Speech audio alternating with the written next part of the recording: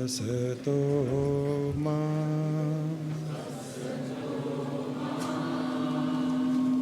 सद्गमय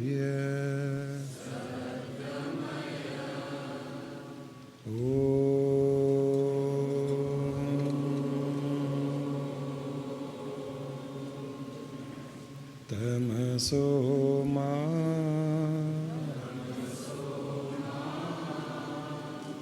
ज्योतिर्गमय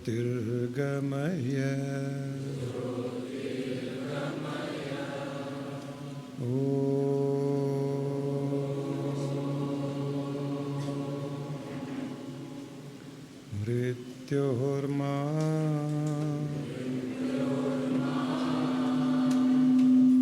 अमृतंगमय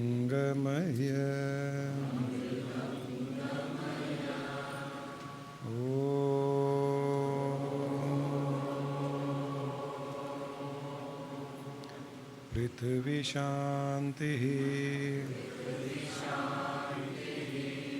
जल शांति अग्नि शांति वायु शांति आकाश शांति ब्रह्मांड शांति बुद्धि शांति मनस शांति आत्मा शांति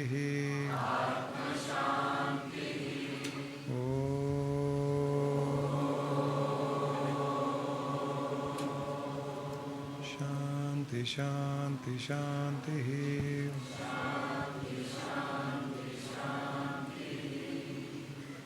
हरि ओम तत्सत।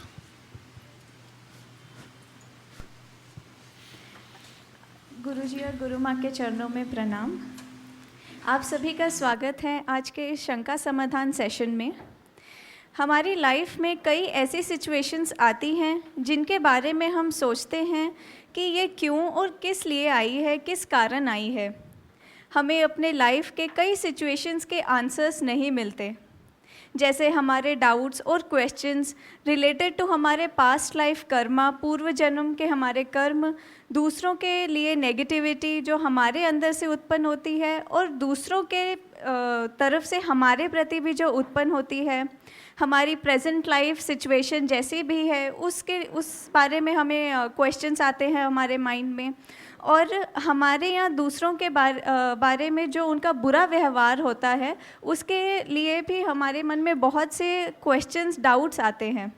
इन सब प्रश्नों के समाधान पाने के लिए हमें आज ये सुनहरा अवसर मिल रहा है गुरुजी के सेशन के रूप में।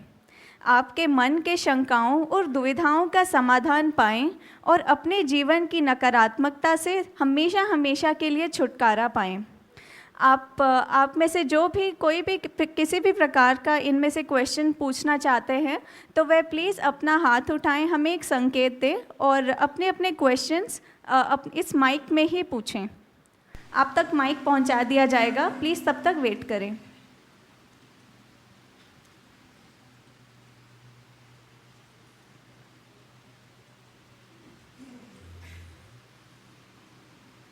Hello hello. गुरुजी के चरणों में वंदन।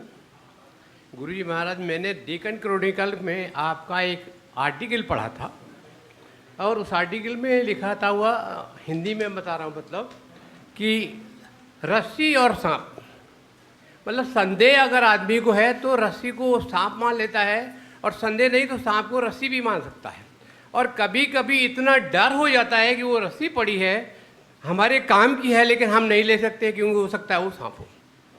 हमने जो पढ़ा है हम थोड़ा समझ पाए, हम आपसे निवेदन करते हैं उसको ज़रा क्लियर करके बताइए, जिससे कि हम लोग संदेह के वजह से नुकसान न उठा पाए।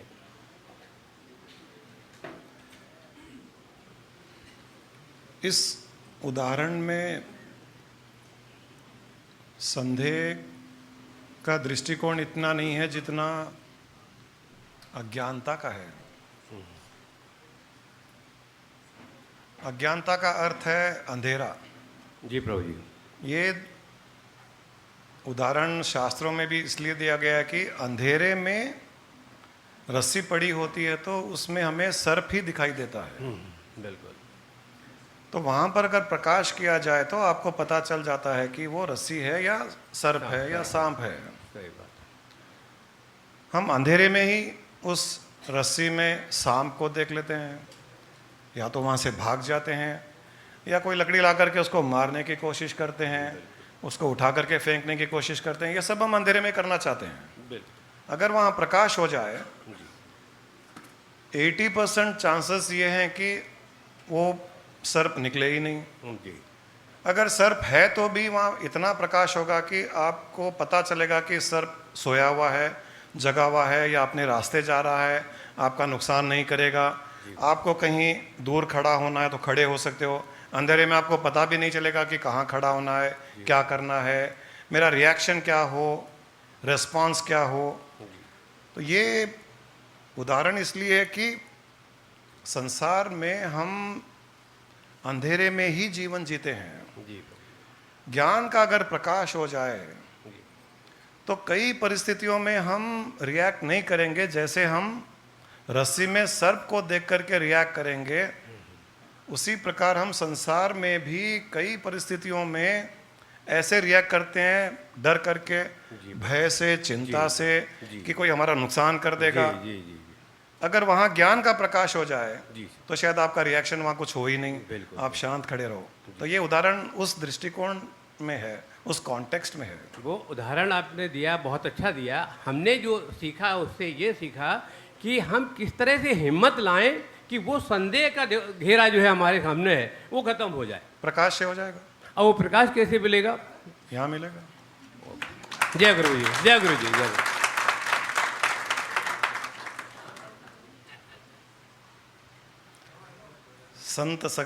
संत समागमन में आए भाई, यहाँ सब पार लग जाए भाई। संत का समागम जहाँ सत्संग होता है उसे एक नाव के जैसे माना जाता है कि वहाँ नाव में जाकर के आप बैठ जाइए। नाव में बैठने वाले को नाव चलानी नहीं पड़ती है। नाव चलाने वाले अलग लोग होते हैं, आपको तो वहाँ जाकर के बैठना है। फिर बैठे बैठे आराम से पानी को छेड़ते रहिए, लेस के चिप्स खाते रहिए, गाने गाते रहिए, ओ माझी रे, ऐसे पिक्चरों में दिखाते हैं, मुझे पता नहीं, बट गाना गाना है, गाने का ये हंसी मजाक करनी है, कुछ भी करना हो करते रहिए। नाव चलाने वाला चलाता जाएगा, आप सकुशल जहाँ पहुँचना है वहाँ पहुँच जाओगे। तो ये सत्संग होता ही इसीलिए है, यहीं पर ज्ञान का प्रकाश होता है। जिन जिन विषयों में, जिन जिन सब्जेक्ट्स में हमें नॉर्मल कोर्स में आंसर नहीं मिलते हैं, वहाँ पर हमें सत्संग में आंसर मिलता है। हम चाहे पूछें या न पूछें, शंकाओं का समाधान करें या न करें, प्रवचन भी सुन लीजिए तो वहाँ पर भी कई शंकाओं का समाधान हो जाता है। इसीलिए सत्संग की महिमा है।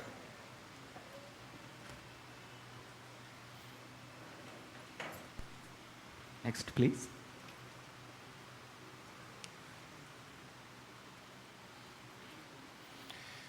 कई परिस्थितियां हमें ऐसे डराती है या विचलित करती है,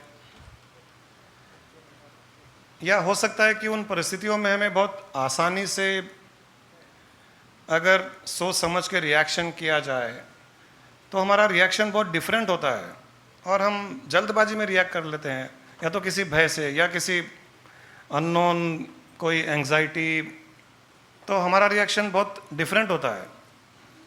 सोच समझ के किया गया रिएक्शन, प्रतिक्रिया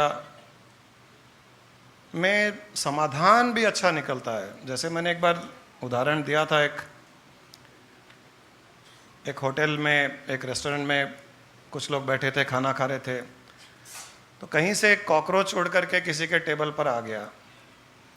टेबल पर जैसे ही आया, उस टेबल वाले ने कॉकरोच को देख करके ऐसे एकदम चिल्ला करके जोर से उस प्लेट को ही उठा करके से फेंक दिया। वो उठा करके फेंक दिया तो वो खाना पीना इधर उधर गिर गया और कॉकरोच उड़ करके दूसरे टेबल पे चला गया। वहाँ पर बैठा तो किसी ने वो टेबल क्लॉथ ही उठा करके ऐसे फेंका, फिर वो जा करके और किसी लोगों पे खाना गिरा, सूप गिरा, कॉकरोच तीसरे टेबल पे गया।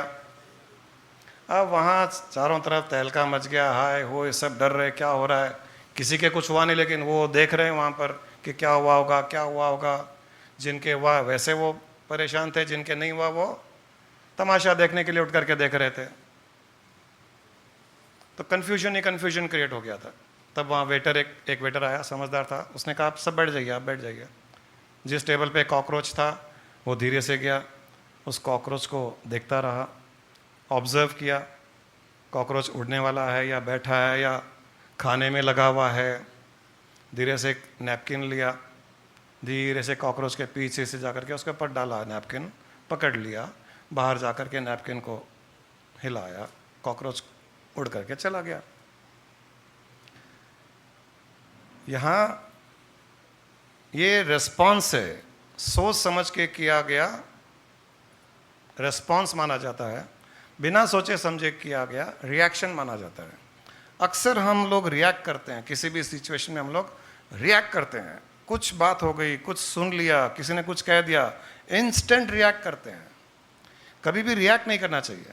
कोई भी कुछ कह दे, कुछ हो जाए, कोई न्यूज़ मिल जाए, अच्छी बुरी जो भी हो, लेसन यहाँ पर यह है कि रिएक्ट मत कीजिए, क्योंकि हो सकता है आपका रिएक्शन नेगेटिव होगा, हो सकता है रिएक्शन आउट ऑफ एंग्जाइटी होगा, हो सकता है reaction out of some unknown fears होंगे। रिएक्ट मत कीजिए, रिस्पॉन्ड कीजिए, वेट कीजिए, देखिए, सोचिए, समझिए।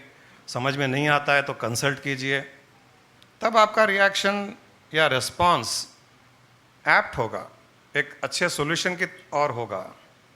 तो ये एग्जाम्पल भी हमारे लिए एक यही सिखाता है कि हमें इंस्टेंटली बिना सोचे समझे कभी रिएक्ट नहीं करना चाहिए, रिस्पॉन्ड करना चाहिए।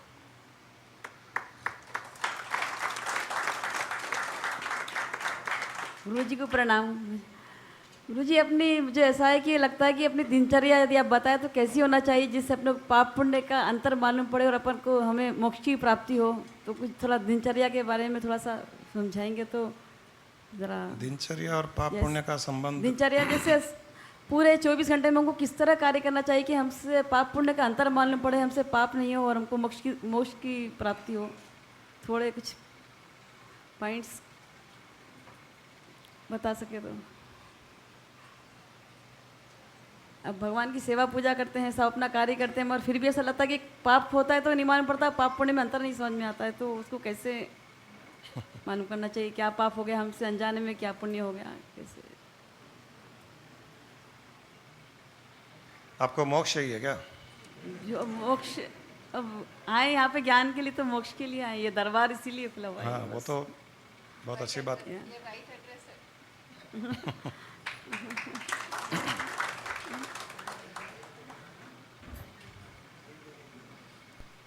अगर उद्देश्य मोक्ष पाना है, उद्देश्य मुक्ति का एहसास करना है, जीवन का उद्देश्य यही है कि हम आत्मस्वरूप को जाने, उसमें स्थित हो जाएं, आत्मा परमात्मा में लीन हो जाए, हर पल जीवन मुक्ति का हम आनंद लें, ये उद्देश्य है।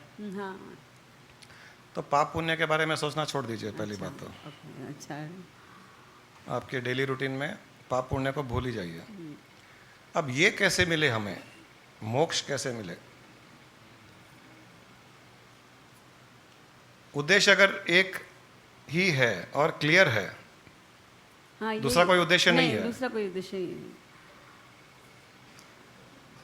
आप कभी कभी कोई कपड़ा फट जाता है तो सिलते हैं। सुई धागे को लेकर के सिलाई करते हैं हाँ, क्या? सिलते हैं। तो सुई के छेद में जब धागा डालते हैं तो क्या करते हैं? पहले अपना उसका केंद्रित ध्यान वहाँ लगाते हैं कि धागा उसमें ध्यान वहाँ, और धागे को क्या करते हैं? बाद थोड़ा सा महीन करते हैं उसमें। आपकी टेलरिंग शॉप है क्या? नहीं, थोड़ा सा महीन करते हैं थोड़ा। ये लोग सब सिलाई करे हुए होंगे इसलिए बता रहे हैं। या पत्नी सारे फटे हुए कपड़े ला के दे देती होगी और कुछ नहीं करते हो, ये तो करा करो। करते हैं ना? नहीं नहीं, धागे को, सिलाई को नहीं। तो थोड़ा उसको महीन जैसे करते हैं क्यों? कि वो उसमें से चले, आसानी से चला जाए उसमें से, तो पार हो मतलब सके। धागे में क्या होता है जिसको महीन करते हो? धागे में क्यों, क्या करते हैं?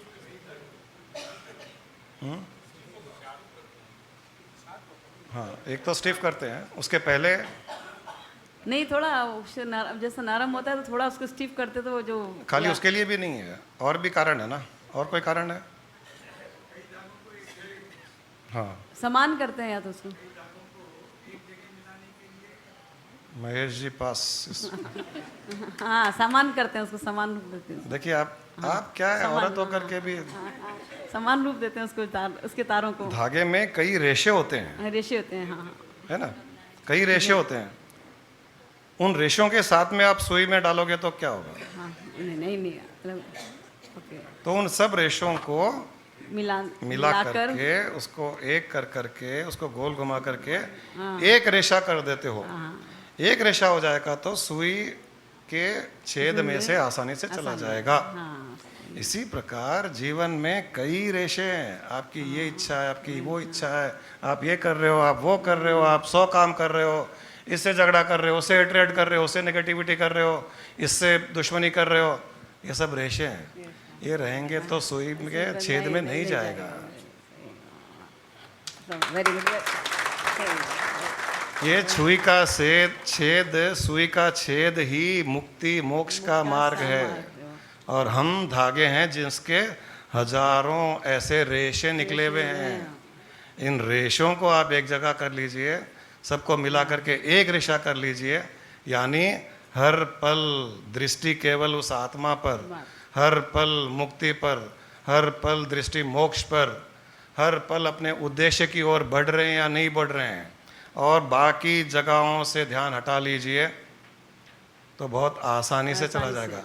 वरना डालते जाएं, एक रेशा घुसेगा, 6 रेशे उसको रोक लेंगे। अब अगर नहीं मिलाएंगे उसको तो क्या होता है?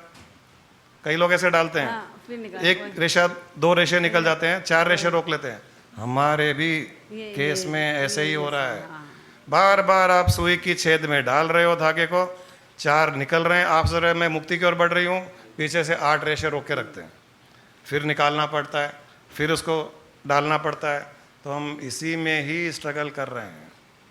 तो पहले अपने रेशों को एक कर लीजिए, फिर आसानी से चला जाएगा। बहुत खूब, बहुत कहीं पर ध्यान देने की आवश्यकता ही नहीं है। ध्यान केवल एक टक अपने उद्देश्य पर रखिए, आसानी से आपका धागा इस सुई के छेद में, जो मोक्ष रूपी छेद है, आसानी से निकल जाएगा। फिर जो फटे हुए कपड़े हैं उनको आसानी से सिल पाओगे, फिर कोई प्रॉब्लम नहीं होगी। यही एक। अब इसके लिए मैं आपको एक, जो हमारे स्वामी जी ने हमें बताया था, जो हमने भी प्रैक्टिस किया था जिंदगी भर इन द सेंस जब तक उस स्थिति को प्राप्त नहीं कर लिया था। और स्वामी जी ने कहा था कि दिन भर की दिनचर्या में 24 घंटे में आप 4 चीज़ों में कोई ना कोई एक चीज़ करते रहिए। हर पल हर कुछ करते हुए भी इन 4 चीज़ों में से कोई ना कोई एक चीज़ करते ही रहिए। वो है योगा, प्राणायाम, ध्यान, आसन और मंत्र जाप। इन 4 चीज़ों में से दिनचर्या में सब कुछ करते हुए भी आप इनमें से कोई ना कोई एक काम कर सकते हो। अब कर सकते हो नहीं कर सकते हो, ये क्लैरिफिकेशन नहीं, कीजिए। कर सकते हैं। कैसे कर सकते हो? खाना खाने के समय क्या करोगे? खाना है तो अपने मनन तो चलता रहता है ना, मंत्र का ध्यान करता, मनन तो मन से चलता है ना, खाना मुंह से जाता है, मनन मन से चलता है। योगासन कब कर सकते हो? तो सुबह भी कर सकते हो। दिन में कब कर सकते हो? खाना खाने के बाद भी कर सकते हो। कई लोग खाना खाने के बाद में वज्रासन में बैठते हैं, हाँ, पाँव को मोड़ करके, उससे खाना भी हजम होता है। और आपका योगासन भी हो गया। आसन भी हो गया। प्राणायाम आप ऑफिस में काम करते हुए या घर का काम करते हुए भी कर सकते हो, या टीवी देखते हुए प्राणायाम कर सकते हो। कर सकते, थोड़ी देर हाथ की सांस ले तो वो सांस लेना छोड़ना जो करे तो वही प्राणायाम हो गया। वही तो बात, आप तो आपका धागा रेशम मिल रहे हैं। मैं ऑफिस जब जाता था इनिशियल डेज में, जब स्वामी जी से मुलाकात हुई थी, उनसे मिलना हुआ था और ऑफिस भी जाता था, थोड़े दिनों की बात है, तो काम करता था तो मैं क्या करता था, ऐसे काम करता था या कुछ टाइप कर रहा था या कुछ लिखता था, तो ऐसे अंगूठे को ऐसे ऐसे ऐसे करता रहता था। ऐसे ऐसे करते हुए मैं कई लोगों से मीटिंग भी करता था। अच्छा बोलिए और क्या बात है, अच्छा ऐसा है क्या, क्या हो गया फिर ऐसे, अच्छा इसको ऐसे कर लो। तो उनको नहीं पता था चलता था कि मैं क्या कर रहा हूँ। मेरा अनुलोम विलोम मैं इस प्रकार से करता था। और अनुलोम विलोम करने का अर्थ नहीं है कि आंख बंद करके ऐसे वो जो मुद्रा में करते हैं लोग, ऐसा कुछ नहीं है। एक नाक से सांस जानी है, दूसरे से निकलनी है। निकलनी बस। अब वो कई लोग ऐसे कुछ कर करके करते, कैसे करते हैं बताओ। कई लोग एक्सपर्ट होते हैं, मैं उनको देखता हूँ तो मुझे, अच्छा ऐसे भी करते हैं क्या वो, ऐसे ऐसे नहीं नहीं, ऐसे कुछ मुद्राएं करते हैं लोग, वो तो सिंपल। तो कोई मुद्रा की आवश्यकता नहीं है। किसी भी रूप में उसको कर आप सके। मैं सही में घर में बैठे हैं हम लोग, पूरी फैमिली बैठी है, टीवी चल रहा है, तो मैं ऐसे बैठ जाता था, मेरा चलता रहता था। इतना मैकेनिकल हो गया था मेरा कि अनुलोम विलोम दिन में, मतलब समझ लीजिए आप 4-6 घंटे बिना मेरी जानकारी के अनुलोम विलोम चलता था। और जब अनुलोम विलोम चलता है, आपका ध्यान अनुलोम विलोम में नहीं भी है तो वो फिर भी अगर चल रहा है तो वो आपके मेडिटेशन के बराबर माना जाएगा। क्योंकि अनुलोम विलोम जब चलता है, जब आपकी आंखें खुली है, टीवी देख रहे हो या मूवी भी देख रहे हो, आपका ध्यान उतना उसमें नहीं जाएगा, उतने एंग्रॉस उसमें नहीं होंगे, आप उसमें लिप्त नहीं होंगे। ये बेनिफिट अनुलोम विलोम करने का है। तो कभी भी आप या तो योगा कीजिए या प्राणायाम कीजिए या मंत्र जाप कीजिए या ध्यान कीजिए, और ये चारों चीज़ों में हर समय हम कोई ना कोई कर ही सकते हैं। हाँ आराम से। ड्राइविंग करने के समय भी कर सकते हो, अपना जाप चलने दें अंतर में और ड्राइव करते रहें। मतलब ऐसी कोई चीज़ नहीं है कि अपन जहाँ पर हम इन चारों में से बैठ के एक नहीं करना कर सकते कर हैं। सकते हैं। अगर ये आपने करना शुरू कर दिया तो आपके धागे के रेशे धीरे धीरे मिल करके एक हो जाएंगे। फिर कब सुई के छेद में से निकल जाएगा पता भी नहीं चलेगा आपको। बहुत बहुत बहुत बहुत बहुत धन्यवाद गुरु जी, धन्यवाद। बहुत अच्छी साधना, बहुत बड़ी साधना, बहुत जल्दी रिजल्ट देने वाली साधना, और साधना के नाम पर साधना भी नहीं। वाह। कोई पूछे क्या करें, हम कुछ नहीं करते हैं। नहीं करते हुए भी सब कुछ कर रहे हैं। हाँ, ये देखा आपने, बहुत बहुत बहुत अच्छी बात पकड़ी आपने, बहुत सही पकड़ी है, नहीं सही पकड़े हैं। यहाँ पे एक पॉइंट मैं ऐड करना चाहूँगी, जो गुरुजी ने बताया ना कि सब धागों को एक करना है। एक करने के बाद भी नहीं जाता जल्दी से, फिर थूक लगाते हैं अपन। थूक लगाने से जाता है, वो गुरु है, वो थूक के जैसे सबको मिला के अपने को उसके उस पार ले जाता है।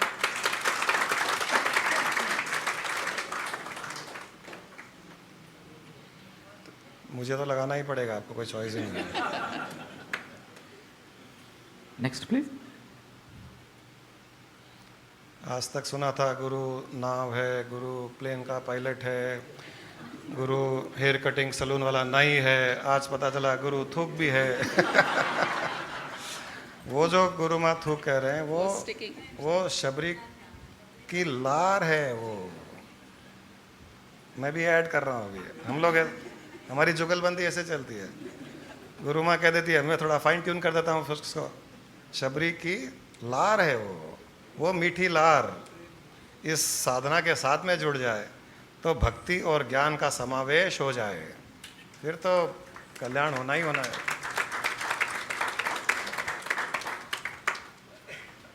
नेक्स्ट।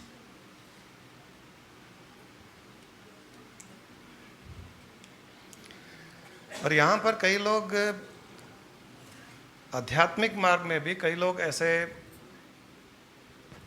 कुछ करते नहीं है, थोड़ा बहुत करते हैं लेकिन अपने इंद्रियों को, मन को वश में नहीं कर पाते हैं, संसार में इतने लिप्त रहते हैं और चूंकि आगे नहीं बढ़ते हैं तो फिर ऐसे कहते हैं कि हमारा भाग्य नहीं होगा, हमारे भाग्य में इस जन्म में नहीं होगा।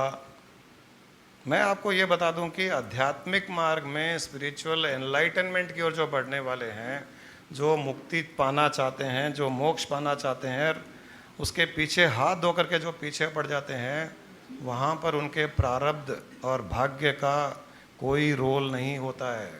ये सारा का सारा खेल पुरुषार्थ का ही है। अब यहाँ अभी भी कई लोगों के पुरुषार्थ और प्रारब्ध में बड़ा कन्फ्यूजन चलता है। पुरुषार्थ किसे कहते हैं, प्रारब्ध किसे कहते हैं? एक बड़ा अच्छा एक्सप्लेनेशन किसी ने दिया था। प्रारब्ध वो है, पुरुषार्थ वो है जो हमारे वश में है। जो हम कर सकते हैं उसे पुरुषार्थ कहा गया है। जो हमारे वश में है, हमारी फ्री विल में है, जिसके लिए हम स्वतंत्र हैं करने में, उसे पुरुषार्थ कहा गया है। और प्रारब्ध उसे कहा गया है वो परिणाम जो हमारे वश में नहीं है, वो रिजल्ट जो हमारे वश में नहीं है, जिसको पाने में हम स्वतंत्र नहीं है, उसको प्रारब्ध कहा गया है। अब हम क्या क्या कर सकते हैं पुरुषार्थ के अंतर्गत? हम भजन कर सकते हैं, हम ध्यान कर सकते हैं, हम अभी जो हमने 4 बातें की, योगा कर सकते हैं, मंत्र जाप कर सकते हैं, प्राणायाम कर सकते हैं। इसमें कहीं भी प्रारब्ध का कोई रोल नहीं है। ये सारा का सारा पुरुषार्थ है। हम खाना खाते हैं, वो पुरुषार्थ है। खाना हजम होगा नहीं होगा, एसिड बनेगा, लूज मोशन होंगे, कॉन्स्टिपेशन हो जाएगा, वो प्रारब्ध है। आप ऑफिस जा रहे हो, पुरुषार्थ है, ऑफिस जा सकते हो, ऑफिस के लिए निकले हो, पहुंचना या नहीं पहुंचना प्रारब्ध के ऊपर आ सकता है। ऑफिस पहुंच भी जाओ तो आपका पुरुषार्थ है। आपने बिजनेस किया, व्यापार किया, डीलिंग्स की, माल बनाया, माल बेचा, ये आपका पुरुषार्थ है। पेमेंट आए नहीं आए प्रारब्ध है। प्रॉफिट हो या लॉस हो वो प्रारब्ध है, वो आपके हाथ में नहीं है। इस प्रकार से अगर आप देखोगे तो आपको बहुत क्लियर होता चला जाएगा कि कहाँ हमारा पुरुषार्थ है और प्रारब्ध कहाँ है। कौन सी क्रिया में, कौन सी एक्टिविटी में हम पुरुषार्थ कर सकते हैं, कौन सी एक्टिविटी वो है जो प्रारब्ध के अंतर्गत आती है, जहाँ पर हमारा वश नहीं चलता है। अब जहाँ पर हमारा वश नहीं चलता है वहाँ पर हमें दुखी और सुखी होने का भी राइट नहीं है, क्योंकि जब आपका वश ही नहीं चल रहा है तो दुखी और सुखी होते क्यों हो? और जहाँ वश चल रहा है उसको आप पूरा क्यों नहीं करते हो? उसके लिए दुखी और सुखी नहीं होते हो। जहाँ वश नहीं चल रहा है वहाँ आप दुखी और सुखी होते हो। जो कर सकते हो वो पूरा नहीं करते हो और वहाँ दुखी और सुखी होते हो। फिर किसी ने ऐसे कहा कि जैसे आपको रोज़ पूजा करनी है, आप पूजा रूम में आधी घंटा पूजा करते हैं, आरती करते हैं, ध्यान करते हैं। आपने नियम बना लिया है कि मुझे रोज़ आधा घंटा या 1 घंटा मुझे पूजा और ध्यान करना है। ये आपके पुरुषार्थ में आता है, आपने पुरुषार्थ किया। जब बिजनेस के स्थान में चले गए, ऑफिस चले गए, दुकान में जाकर के बैठ गए, वहाँ पर भी किसी न किसी को एक गोल, एक टारगेट रहता ही है कि चलो मुझे रोज़ 10,000 रुपये कमाने हैं। यहाँ पूजा रूम में 1 घंटा होते ही 1 मिनट भी एक्स्ट्रा वहाँ नहीं बैठेगा। दुकान में 10,000 रुपये रोज़ कमाने की टारगेट है। अगर वो 10,000 रुपये सुबह के 1 घंटे में कमा ले, क्या वो छोड़ के निकलेगा वहाँ से? यहाँ 1 घंटे के बाद 1 मिनट भी नहीं बैठेगा। वहाँ 10,000 रुपये कमाने के बाद में 10 घंटे और बैठेगा, और क्या पता अगले घंटे भी 10,000 रुपये आ जाए, अगले घंटे और 10,000 रुपये आ जाए, अगले घंटे 20,000 आ जाए। यहाँ वो पुरुषार्थ नहीं करते हैं, वहाँ पुरुषार्थ करते हैं। वहाँ सारा का सारा खेल भाग्य का है, प्रारब्ध का है, परंतु पुरुषार्थ वहाँ कर रहे हैं। यहाँ पुरुषार्थ का खेल है, परंतु यहाँ भाग्य पर छोड़ दिया है हमने। ये उल्टा काम करते हैं हम, इसीलिए वो स्थिति प्राप्त नहीं होती है जो होनी चाहिए। इतना इंटरेस्ट यहाँ हो जितना वहाँ कमाने में हो, जितना घूमने में हो, जितना खाने में हो, जितना मूवी जाने में हो, जितना तैयार होने में हो, उतना ही इंटरेस्ट अगर इस आध्यात्मिक मार्ग में, पुरुषार्थ में हो, तो आपको वही रिजल्ट यहाँ मिलेगा जो और कहीं मिल रहा है वो। परंतु हम दोनों काम उल्टे करते हैं। जहाँ पुरुषार्थ करना चाहिए वहाँ प्रारब्ध पर छोड़ देते हैं, जहाँ प्रारब्ध का कार्य है वहाँ पुरुषार्थ पर पुरुषार्थ, पुरुषार्थ पर पुरुषार्थ करते जा रहे हैं, और वो अनुकूल रिजल्ट नहीं दे रहा है। वो हमारे लिए अच्छा है क्योंकि वो अनुकूल देने लग जाएगा, फेवरेबल देने लग जाएगा, तो यहाँ कस्टमर कम होते चले जाएंगे। Next question, please.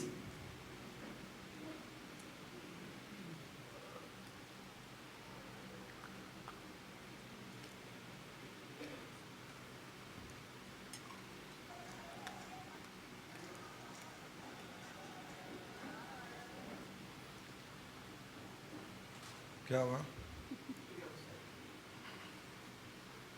गुरुजी, आपने मंत्र जाप कहा आपने, can you specify which is the महामंत्र which can lead us to the proper direction?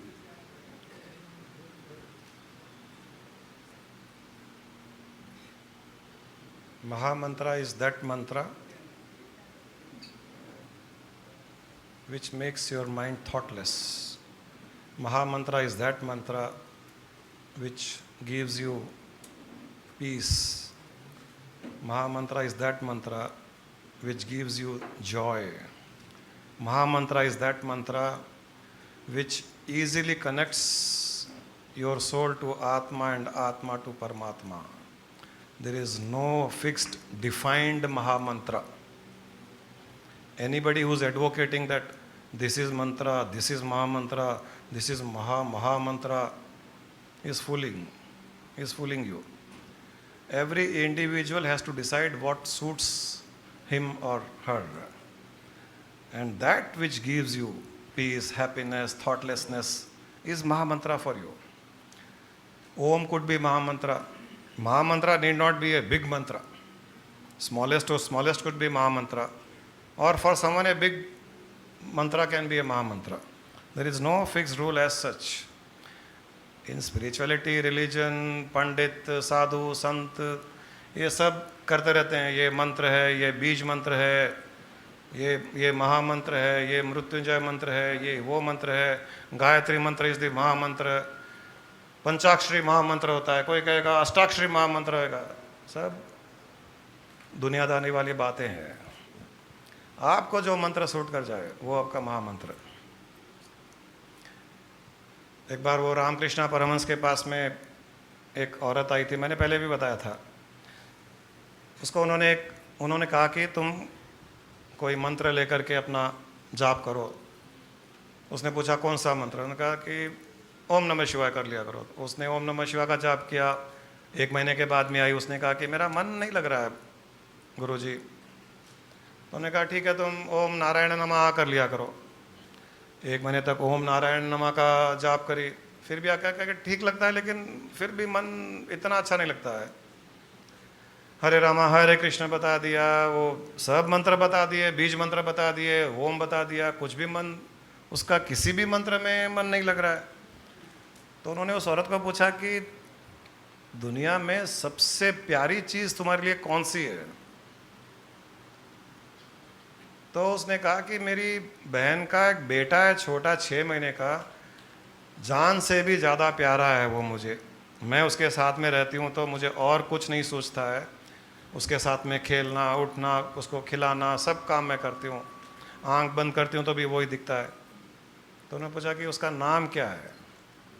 उसका नाम पारस है। तो कल से तुम ओम पारस नमाय करना शुरू कर दो। Within 6 months, that lady experienced samadhi. Within 6 months, वो उसके लिए महामंत्र बन गया। और उन्होंने ये भी कहा कि वो पारस, ओम नमः पारस करते हुए भी उसने कहा कि मैं किसको देखूं? उसी बच्चे को देखो जिसका नाम पारस है। तुम कृष्ण की सूरत देख करके ओम पारस नमः करोगे तो मैच नहीं होगा फिर। और कृष्ण में उसका इंटरेस्ट भी नहीं, गणेश में गणपति में इंटरेस्ट नहीं, नारायण में इंटरेस्ट नहीं, पारस को ही देखो और ओम पारस नमाय करो। वो दोनों का मैच इतना बढ़िया बैठा। वो तो 24 घंटे वैसे ही पारस पारस आ पारस आ, पारस के पास पारस उठ पारस बैठ, वो तो वैसे ही वो जाप कर रही थी बेचारी उस नाम का।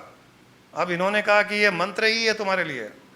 उसका काम इतना आसान हो गया, 6 महीने में समाधि उसकी, 6 महीने में समाधि। तो ये है महामंत्र का सीक्रेट। चूज योर मंत्र एंड डोंट बॉदर कि वो कोई भगवान का ही नाम होना चाहिए, कोई ज़रूरी नहीं है। कोई बीज मंत्र ही होना चाहिए, कोई ज़रूरी नहीं है, कोई आवश्यक नहीं है। कोई पंचाक्षरी अष्टाक्षरी होना चाहिए, कोई गायत्री मंत्र ही होना चाहिए, ऐसा कुछ ज़रूरी नहीं है। If you like your shop, take the name of the shop and start doing that mantra. See your shop, make that shop name as your mantra, do it. You like your wife, उसका नाम लेकर के। Like Katrina Kaif, ओम कटरीना कैफ नमः। कोई problem नहीं है, कोई problem नहीं है। We are here to release you, freed you. That's all. Even I chant the same thing. Om Deepika Padukonaya Namaha. Om Deepika Padukonaya Namaha. Finish. Next time when you come, there will be a glow and you will feel enlightened. And let Deepika, you see Deepika only. See the image of Deepika. Now I will tell you why. When you close your eyes and see some image, is it a physical image or it is the image of consciousness? It is not a physical image. Deepika has not come and gone inside your head and is showing herself, her figure, isn't it? If you see Deepika in meditation, it is an image created by the consciousness. So what you are seeing is consciousness. And the light of consciousness always need not be in a circular form or in an oval form, not necessary. Even if you see the image of Krishna, you see the image of Rama, you see the image of Shiva or Parvati or Mata or anyone, all those images are the images created by the consciousness, projected by the consciousness on the screen of the consciousness. So it doesn't matter whose image you are seeing. You are basically seeing the image projected by your consciousness. And eventually, we want to merge in the consciousness. So that image which is projected by your consciousness will take you to next level where it will merge you into itself.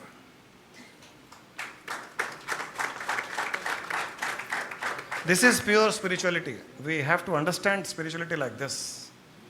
Have no conditions on your mind. कई लोग मुझे पता है ध्यान कर रहे हैं, गुरुजी ध्यान में कभी वो दीपिका आ जा रही है, कभी वो सलमान आ जा रहा है, कभी वो दुश्मन आ जा रहा है, कभी मेरा वो नेबर आ जा रहा है, कभी वो कस्टमर आ जा रहा है, कभी दुकान आ जा रहा है, कभी मकान आ जा रहा है। कोई प्रॉब्लम नहीं है। दैट इमेज इन मेडिटेशन, वो दुकान का हो, मकान का हो, दीपिका हो, गर्लफ्रेंड हो, वाइफ हो, किसी का भी हो, दुश्मन का भी हो, सभी के सभी इमेजेस कॉन्शियसनेस का प्रोजेक्शन है। कॉन्शियसनेस के प्रोजेक्शन में क्या फर्क पड़ेगा कि किसका इमेज हो? आपका ध्यान उस कॉन्शियसनेस पे होना चाहिए। ओ कॉन्शियसनेस ये इमेज प्रोजेक्ट कर रहा है, वेरी गुड। ओ कॉन्शियसनेस अभी दुकान का इमेज प्रोजेक्ट कर रहा है, ब्यूटीफुल। कॉन्शियसनेस दुश्मन का प्रोजेक्ट कर रहा है, वाह वेरी गुड। कॉन्शियसनेस दीपिका का कर रहा है, कॉन्शियसनेस इसका कर रहा है। You are merging into consciousness. कोई प्रॉब्लम नहीं है, इनको हटाने की आवश्यकता ही नहीं है। लोग ध्यान में इसको हटाना है, इसको हटाना है, स्ट्रगल कर रहे हैं, इसलिए ध्यान नहीं लग रहा है। जो आ रहा है उसी में लीन हो जाइए, जो दिख रहा है उसी में लीन हो जाइए, उसी को चेतना मान लीजिए, उसी को कॉन्शियसनेस मान लीजिए। धीरे धीरे आप लीन होते चले जाओगे कॉन्शियसनेस में। जो मैंने रामकृष्ण परमहंस की बात की, जिस औरत को उन्होंने उसके बहन के बेटे का नाम दिया मंत्र जाप के लिए, एक समय ऐसा आया कि वो उसका नाम लेती थी, उसका फिगर देखती थी, वो हंसता था, खेलता था, और धीरे धीरे उसका नाम लेते लेते, उसको देखते देखते वो नाम लेना बंद हो जाता था, वो फिगर गायब हो जाता था, वहाँ पर blank screen, white screen, and she would merge into that. हटाने के चक्कर में हम स्ट्रगल कर रहे हैं। जैसे वो कहानी सुनाई थी पिछली बार, बंदर नहीं आना चाहिए, ध्यान में बंदर नहीं आना चाहिए। अब बैठे हो कि ध्यान में बंदर नहीं आना चाहिए, जरूर आएगा। ध्यान में दुकान नहीं आनी चाहिए, ध्यान में मकान नहीं आना चाहिए, ध्यान में थॉट्स नहीं आने चाहिए, ध्यान में ये नहीं आना चाहिए, ध्यान में दुश्मन नहीं आना चाहिए। You are only struggling, you are inviting struggle. आपकी सारी की सारी ध्यान की मेहनत बेकार जा रही है। आप तो ये सोचो ध्यान में जो आए आने दो, ध्यान में जिसका चित्र आए आने दो। वो सारा का सारा चेतना का ही खेल है, कॉन्शियसनेस का खेल है। चलो आज ध्यान में बैठते हैं, आज एक मूवी देखते हैं। आज कौन सी मूवी, ये मेरा मल्टीप्लेक्स दिखाता है, देखते हैं। चलो क्या प्रॉब्लम है, देखने दो, जो दिखाता है देखने दीजिए। आपके अंदर का कॉन्शियसनेस माइंड के प्रोजेक्टर के थ्रू कॉन्शियसनेस के स्क्रीन पे आपको कोई मूवी दिखा रहा है, आप बैठे हो फ्री में, कोई प्रॉब्लम ही नहीं है, देखते रहिए उसको। एक गाना ध्यान में आ गया, कॉन्शियसनेस बोल रहा है आपको in spirituality, it's not connected to the physical. तू जहाँ जहाँ चलेगा मेरा साया साथ होगा, मेरा साया मेरा साया। तो जो भी अपन सोचेंगे उनका उसका इंप्रेशन। Very true. अब इसका बेनिफिट बाद में क्या हो जाएगा। अब जैसे मैं आपको एक और बेनिफिट दे रहा हूं, ध्यान में मकान आ गया, ध्यान में दुकान आ गया, ध्यान में दुश्मन आ गया, ध्यान में प्रेमिका आ गई, ध्यान में एक्ट्रेस आ गए, ध्यान में कुछ भी आ गया, और आप आराम से आने दे रहे हो। आपको पता है कि जो भी ध्यान में आ रहा है वो कॉन्शियसनेस है, कॉन्शियसनेस इमेज प्रोजेक्ट कर रहा है। जब ये थॉट डीप रूटेड हो जाएगा कि ध्यान में जो भी दिखाई देता है वो प्योर कॉन्शियसनेस ही है, वो कॉन्शियसनेस कुछ इमेज क्रिएट कर रहा है जिससे आपको कुछ फर्क नहीं पड़ता है। जो चित्र दिखाए, जो इमेज दिखाए, हमें देखना है, क्योंकि वो प्योर कॉन्शियसनेस ही है। इसका बेनिफिट क्या हो जाएगा, जब आप आंख खोल करके दुकान जाओगे, दुकान देखोगे, कॉन्शियसनेस ध्यान में आएगा। आंख खोलोगे, दुश्मन सामने आएगा, कॉन्शियसनेस ध्यान में आएगा। आंख खुली रखते हुए कहीं जाओगे, किसी के पास में मूवी देखोगे, दीपिका दिखेगी, आपको कॉन्शियसनेस ध्यान में आएगा कि ये भी कॉन्शियसनेस है, ये भी कॉन्शियसनेस है, ये भी कॉन्शियसनेस है। तब आपकी ध्यान, आपका ध्यान 24 घंटे चलेगा। ध्यान में तो चल ही रहा है, ध्यान के बाहर भी सबकॉन्शियस माइंड में इतना फिट हो गया है वो कॉन्शियसनेस चेतना कि बाहर जब वो रियलिटी में दिखेगा तब आपका सबकॉन्शियस माइंड उसको रिलेट करेगा कि ये भी चेतन स्वरूप है, ये भी चेतन स्वरूप है, ये भी चेतना से उत्पन्न हुए, ये भी कॉन्शियसनेस है। आपका तो 24 घंटे ध्यान में लग जाएगा। और अगर हटाते जाएंगे, ये चित्र नहीं आना चाहिए, ये ध्यान में ये नहीं आना चाहिए, मेडिटेशन में ये नहीं आना चाहिए, तब न तो मेडिटेशन एंजॉय करोगे, न कॉन्शियसनेस डीप रूटेड होगा, और बाहर भी उसका बेनिफिट नहीं मिलेगा। ये एक बहुत बड़ा बेनिफिट बता रहा मैं आपने।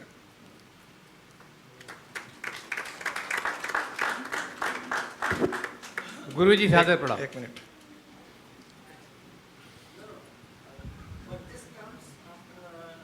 Constant practice. It Yes. comes after a prolonged, constant, dedicated practice. Very true. It's not an easy job. It's not very difficult also. What is easy and what is difficult? Who makes it easy and who makes it difficult?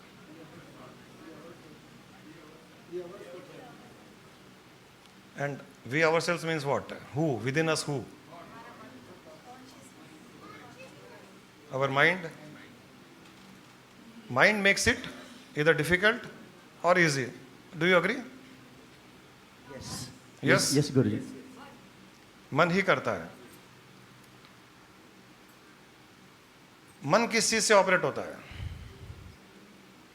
कोई लंबी चौड़ी गाड़ी है, engine है, petrol डालना पड़ता है, क्या क्या है उसके पास? Tools. What are the tools which mind uses? Just विचार, only thoughts, imagination. Mind works on thoughts. That's all. The moment your mind tells you it's difficult, tell your mind it is easy. It will say, no, no, it is not easy, it is very difficult. Tell it is very easy. No, I know mind will argue with you for some time, because I have read people have did 50 years of sadhana and they couldn't achieve this. There are people who have achieved in 5 minutes. Tell your mind. Sir, Guruji, you have to tell me that doctrine, that this is the fast life age. So everything we want is instant. Instant coffee, instant It is moksha. possible, no? That's what Instant I'm moksha. saying. Instant moksha. You get right now here. What is moksha? Moksha is nothing but you have tied your mind with chains. You have chained your mind. The bondage is what? Bandhan kya hai? It is only conditions of the mind. Chain the mind. That has become bondage for you. Unchain it. Unchain. Sitting here you unchain. I am telling you, what you perceive yourself, you are not that. You are not the physical body. You are not the mind. Are you the physical body? Who are you? What is your name? Who are you? I am made of two. One is physical and one is the real self. My physical body name is Daya Sagar. You are a Jnani already. Testing me. No, Guruji, I am not testing. When I asked you who are you, you didn't straight away say Dhyan Sagar, Gyan Sagar. What, which Sagar? Daya. Daya Sagar. Very nice. You didn't say I am Daya Sagar. You said my physical body is Daya Sagar. Yes, Guruji. So you are not the physical body. Yes, I am not the physical body. And then you are what? I am a spirit. Spirit? So called, yeah. The pure, formless spirit? Yeah, I have read your saying in one of the books. We are spiritual beings No, experiencing. whatever I have written and you have read is different. What you believe you to be, who are you? What do you believe? What do you believe? That who are you? I am pure consciousness. You believe so? Do you believe so? I believe, but I am not pure yet. Why you are not pure? Pure consciousness only. There's no impure Yeah, consciousness. I have to tune it, bring it into the purity form. Why? Why so? Why so? Who wants to become pure? Pure consciousness is already pure. It doesn't want to become pure. If you are pure consciousness, now you have imposed a condition on your entity of pure consciousness that I am not pure, I am impure. I have to remove this pure impurity and I want to project my purity. Then I am pure consciousness. This is the condition you have imposed. I am saying remove that condition. Now how that condition you have imposed? Has anybody thrown any ink on you or color on you or some filth on that pure consciousness? Show me, I'll wash right away, I'll wash it. Show me that filth, show me that impurity. Where is that impurity? It is my conditioning. It is your conditioning. In what form it is? In what form is that condition? When you say you have to clean your pure impurities, a lot of impurity are there. I am saying in what form is that impurity? Ignorance. In what form? Is it black color, yellow color, red color? Looks like Salman Khan, Deepika. What? In what form? Ignorance? Okay, in what form?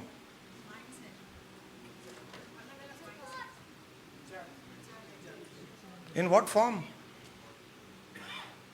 Now, how will you purify it? Thoughts, conditions Wait, Reddy Gar. Negative thoughts you have said. No, keep it. I am going to enlighten you right now. You are not interested? No, I'm afraid whether the audience are with me. Don't bother about audience. You are, No, you are my... some of the people in the audience may think he's repeatedly recurring Okay. questions. Eventually, what may happen? They may beat you. They may shout at you. If you are going to get enlightenment, that beating, hunting, shouting, scolding, that cost you can pay, no? Are Definitely. you ready to pay that cost? Definitely. Then why do you worry?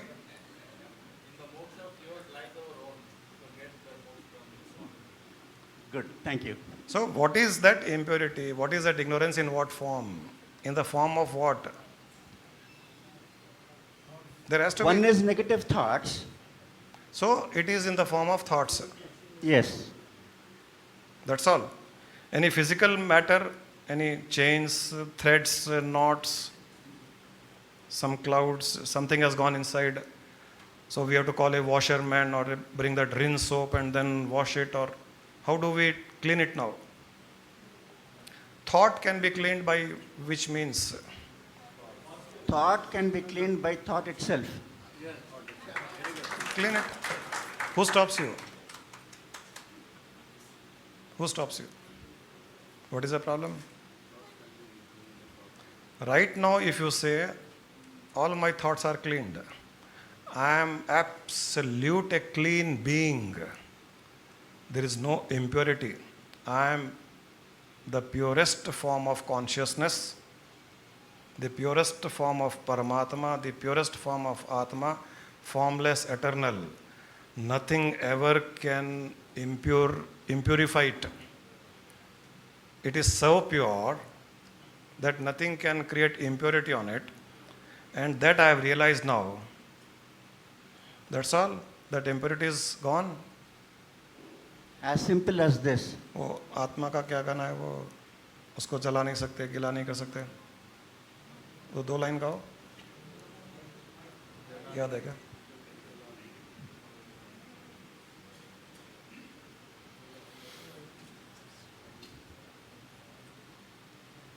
अमर आत्मा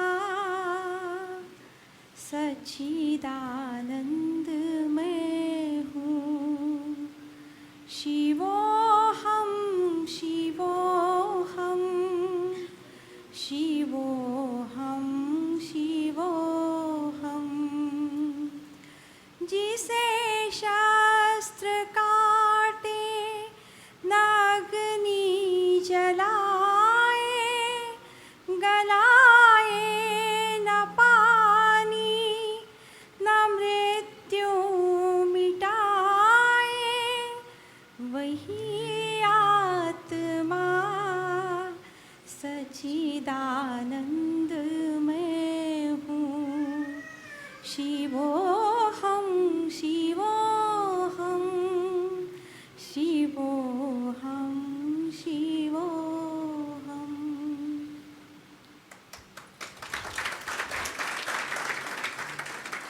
That consciousness cannot be burnt, cannot be wet. Nobody can throw any filth on it. It is eternal, it is ever liberated, it is ever freed, it is ever enlightened. It has no attributes, it can never perform any karma, it cannot be bound, hence it doesn't require liberation also. That consciousness which cannot be bound, cannot be caught, cannot be caged, also doesn't require liberation. It is ever liberated.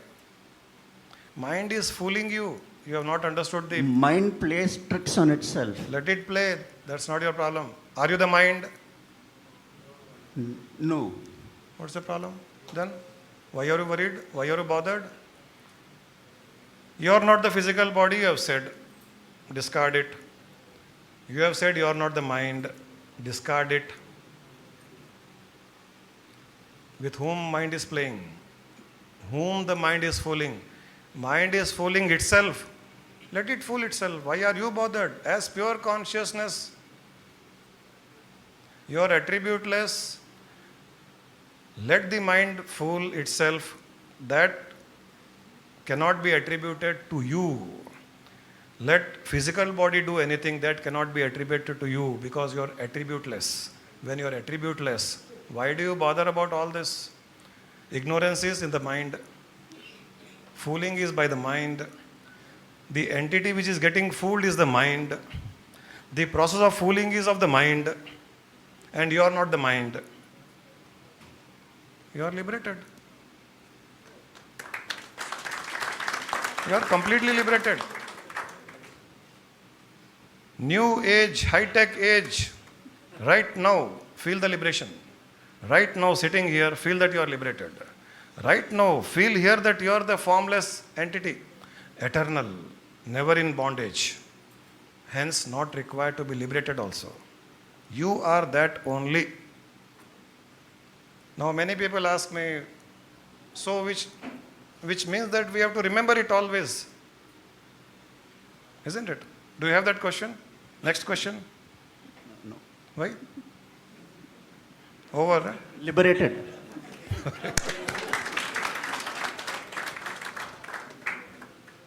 Sure? No doubts? There could be a doubt sometimes.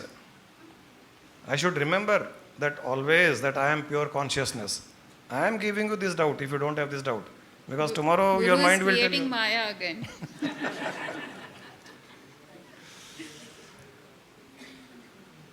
Anyway, probably for the time being, this should help you.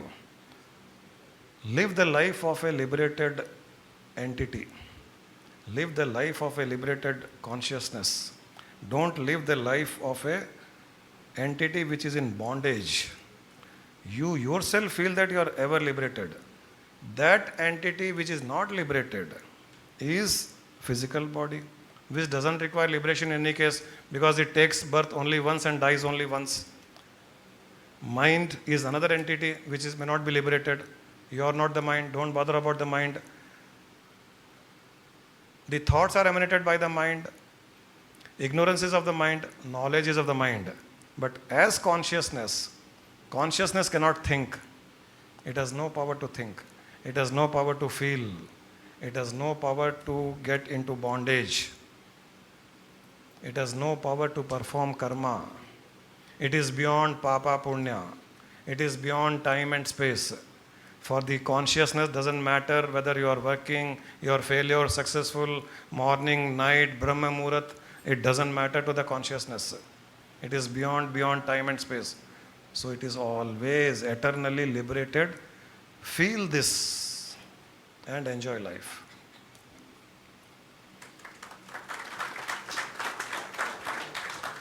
गुरु जी सादर प्रणाम। हम लोगों को हर समय doubt रहता है कि जो कुर्सी का अरेंजमेंट है ये सही नहीं हुआ, इसलिए गुरु जी जो बता रहे हैं वो हम नहीं समझ पा रहे। इसी तरह से घर में जो हम लोगों ने आपने कंस्ट्रक्शन, क्या कहा पहले रिपीट कीजिए। हमने कहा कि गुरु जी जो हम लोगों को समझा रहे हैं वो हम इसलिए नहीं समझ पा रहे हैं कि कुर्सी जो सिटिंग अरेंजमेंट है वो सही नहीं है। ठीक, अब ये बात को मैं कैसे कहना चाह रहा हूँ, मान लो घर में हमने कोई कंस्ट्रक्शन करवाया या जो मैंने घर के आइटम्स रखे वो अरेंजमेंट बराबर होने नहीं होने की वजह से घर में सुख शांति नहीं आ रही, या ऑफिस में नहीं आ रही, या शॉप में नहीं आ रही। इवन लोग यहाँ तक बोल रहे हैं कि स्टार्स जो है स्काई में जो है उनका अरेंजमेंट बराबर नहीं है, इसलिए दुनिया परेशान। वास्तव में वास्तु शास्त्र है क्या? ये वास्तव में कोई कहता है कोई कहता नहीं है। अब ये कुर्सी इधर रखी हुई इधर रख देते तो शायद अच्छा हो जाता। वास्तव में है क्या ये?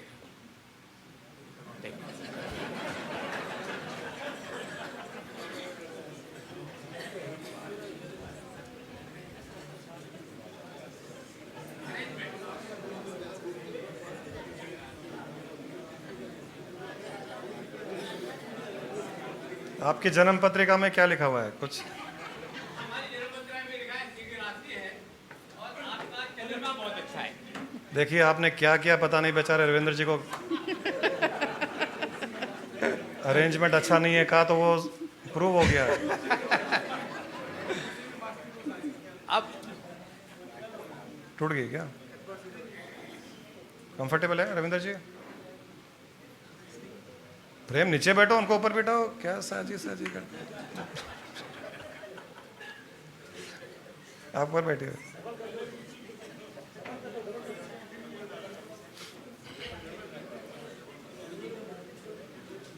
आपकी जन्म कुंडली में कुछ कुछ लिखा हुआ है, अच्छा बुरा सही गलत कुछ? बिल्कुल गुरु जी, लिखा हुआ है। सिंह राशि है, शनिचर की राशि है, आपको पूरा जिंदगी शनिचर आपके पीछे लगा है। लेकिन उससे कभी कभी आपको फायदा भी होने वाला है। धन आएगा तो शनिचर के रास्ते ही आना है, ऐसा लिखा है। लेकिन वास्तव में कुंडली भी सही है कि नहीं, मैं तो नहीं मानता हूँ, लेकिन बोलते हैं लोग कुंडली है और उसकी वजह से ऐसा हो रहा है। आपने मकान सही नहीं बनवाया इसलिए ऐसा हो रहा है, आपने मकान अच्छा बनवा दिया इसलिए ऐसा हो रहा है। लोग जो कहते हैं या पेपर्स में जो आता है, आपने ऐसा अरेंजमेंट नहीं किया, आपने ग्लास उधर लगा दिया, आपने विंडो इधर लगा दी, इसलिए सब गड़बड़ हो रहा है। वास्तव में है क्या ये? हमारी कमजोरियों का फायदा उठाने के लिए कई लोग अपना बिजनेस चालू करके रखे हैं। Very good, very good. वही तो बहुत बड़े बड़े शब्द लोग बोलते नहीं, वास्तुशास्त्र है ही नहीं। आप अच्छी तरह से जो चीज़ लगा दो और उसका एंजॉय करो, वही अच्छा। बस सिंपल है। Thank you sir, thank you. Vastu को बनाने वाले हम, चांद तारों को बनाने वाले हम, उनको कह दिया तुम वहाँ रहा करो, तुम गोल गोल घुमा करो, तुम ऐसे ऐसे घुमा करो, तुम ऐसे घुमा करो, तुम 365 दिन में एक बार घुमा करो, तुम 30 दिन में एक बार घुमा करो, फिर तुम 24 घंटे में एक चक्कर लगाया करो मेरा। ये हमने किया है। हमने किया मतलब जो हमारी शुद्ध चेतन आत्मा है उसने ये सब अरेंजमेंट किया है जी गुरु जी। और हमने इनको कहा है, अब यही हम पर हावी हो रहे हैं। जी गुरु जी। ये हमारी कमजोरी, हमारी वीकनेस जो इनको हम हावी होने दे रहे हैं, जी गुरु। इनमें कोई शक्ति नहीं है जी गुरु जी। हम पर हावी होने के लिए। जी गुरु। हावी वो ही होगा या हावी हम उन्हीं को होने देंगे जिनको हम हावी होने के लिए परमिशन दे रहे हैं। जी गुरु जी। और हमने लेफ्ट एंड राइट हर किसी को परमिशन दिया है। चांद तारों को छोड़िए, वास्तु को छोड़िए, गली का कुत्ता, काली बिल्ली, जी गुरु जी। जी गुरु। मेंढक, कॉकरोच, मच्छर, हर कोई हावी हो रहा है हम पर। तो जी गुरु जी। ये हमारी कमजोरी है। आप इस कमजोरी से उठ जाइए, वास्तु कुछ नहीं कर पाएगा आपका। आपको रोज दंडवत वो करेगा, आज आप कर रहे हो। जी गुरु जी। शनि राहु केतु आपके पांव पीछे पीछे पड़ेंगे, आपके चरण कहाँ हमें छूने हैं। जी गुरु जी। जिस दिन आप फियरलेस हो जाओगे, निर्भय हो जाओगे, इन चीजों से डरोगे ही नहीं, जी गुरु जी। वो आपको डरा भी नहीं पाएंगे। ये सारा का सारा साइकोलॉजी है, जी गुरु हिप्नोसिस। जी। ये हमारे रविंद्र जी अभी जो नीचे गिरे थे, इन्होंने अपने बेटे की शादी में एक वो बॉम्बे से हिप्नोटिस्ट को बुलाया था। जी गुरु जी। आप जानते ही होंगे हिप्नोटिज्म तो। हाँ हाँ, जैसा चाहो वैसा बुलवा लो, वही हिप्नोटाइज कर देना। नहीं, उसके पहले एक सीक्रेट है। जी। एक सीक्रेट है। जी गुरु जी। हिप्नोटिस्ट खुद कहता है हाँ हाँ। कि मैं यहाँ 20 लोगों को स्टेज पर बुलाया हूँ, मैं इनको हिप्नोटाइज करने वाला हूँ, जी गुरु। लेकिन वही लोग मेरी बात मानेंगे हिप्नोटाइज होकर के जी गुरु। जो एक्सेप्ट करेंगे कि वो हिप्नोटाइज हो सकते हैं। और उसने ये भी कहा पहले ही कि जो ये कहेगा कि मैं हिप्नोटाइज नहीं हो सकता, उसको मैं नहीं भगवान भी हिप्नोटाइज नहीं कर सकता। ये साफ कहा था उसने। और हमें उसने प्रूफ भी दिखाया था। 20-25 लोगों को बुलाया था, उसमें से आखिर में 4-5 लोग ही बचे जो हिप्नोटाइज हुए थे, बाकी नहीं हुए। जी गुरु। तो उसने कहा मेरी शक्ति नहीं है, ये मैं तो बेवकूफ बना रहा हूँ बाहर से, परंतु जो बेवकूफ बन रहा है, जो हिप्नोटाइज हो रहा है या नहीं हो रहा है, जी गुरु जी। वो आपका मन, आपकी चेतना, आपकी कॉन्शियसनेस, उसके ऊपर निर्भर करता है। यही चीज लागू पड़ती है वास्तु पर, ज्योतिष शास्त्र पर, राहु केतु पर, शनि पर, सब चीज यही लागू पड़ती है। जी गुरु जी। और आपने वो कहानी तो सुनी होगी जी गुरु जी। कि वो कोई ज्योतिषी के पास में गया, उसने कहा बालक शनि का प्रकोप है, 1000 रुपये रख, ठीक करूंगा। उसने कहा 1000 रुपये तो नहीं है। बोले बालक 100 रुपये रख। बोले 100 रुपये भी नहीं है। बोले यार 10 रुपये तो रख। बोला 10 भी नहीं है। जी गुरु जी। बोला जा घर जा, तेरा शनि क्या बिगाड़ लेगा। जी। जी गुरु जी। तो इस संसार में जब आए हो, चलो आपके पास में लाखों करोड़ों होगा भी, मकान होगा, दुकान होगी, गाड़ियां होगी, जी गुरु जी। क्या वो रियल में आपका है? क्योंकि आप साथ तो नहीं ले जाओगे, जी नहीं। तो सब यहाँ का यहीं धरा रह जाएगा। जी गुरु जी। तब आप उसी के जैसे क्यों नहीं हो जाओ कि मेरे पास तो कुछ है ही नहीं। जी गुरु जी। अब शनि क्या बिगाड़ लेगा, राहु के तो क्या बिगाड़ लेगा, वास्तु क्या बिगाड़ लेगा। मैं तो ऐसे ही फक्कड़ हूँ, ऐसे ही भिखारी हूँ, भिखारी बन के आया था, भिखारी बन के जाऊंगा। जी जी। कुछ नहीं कर पाएंगे। इतना अगर आप में अंदर से अगर एक विचार, एक भाव उत्पन्न हो जाए, मैं यहाँ नंगा आया था, नंगा जाऊंगा, मैं भिखारी हूँ, एटर्नल भिखारी हूँ, जी गुरु जी। कोई कुछ नहीं कर पाएगा आपका। न काली बिल्ली कुछ कर पाएगी, न वास्तु कुछ कर पाएगा। बिल्कुल। और वैसे भी काली बिल्ली का किस्सा बता दो एक बार। एक आदमी बड़ा डरता था आपके जैसे, जी गुरु जी। तो वो घर से बाहर निकला तो काली बिल्ली खड़ी थी।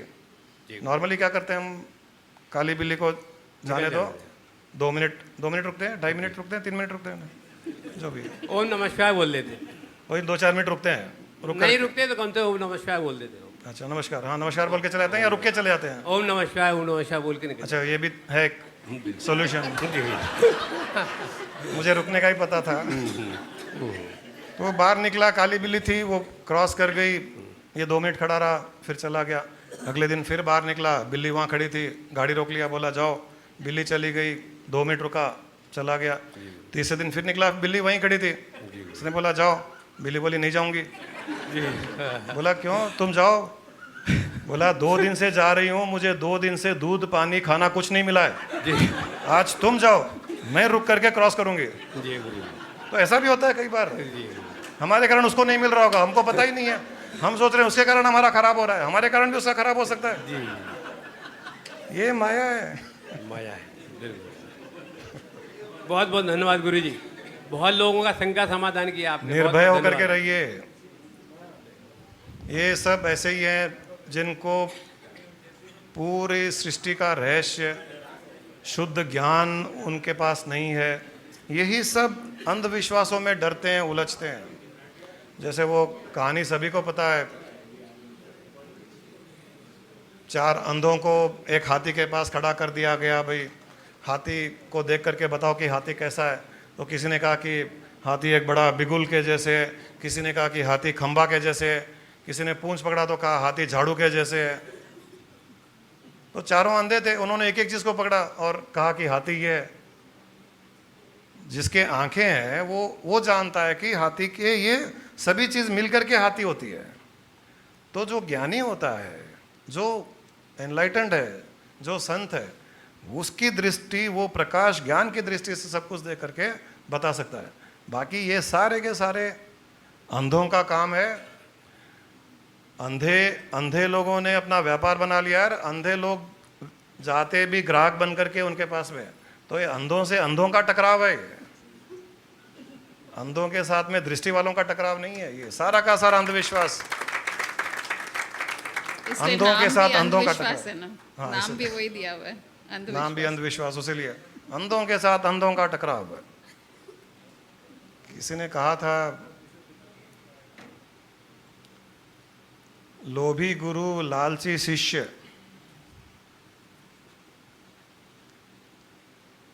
लोभी गुरु लालची शिष्य दोनों बैठे नाव,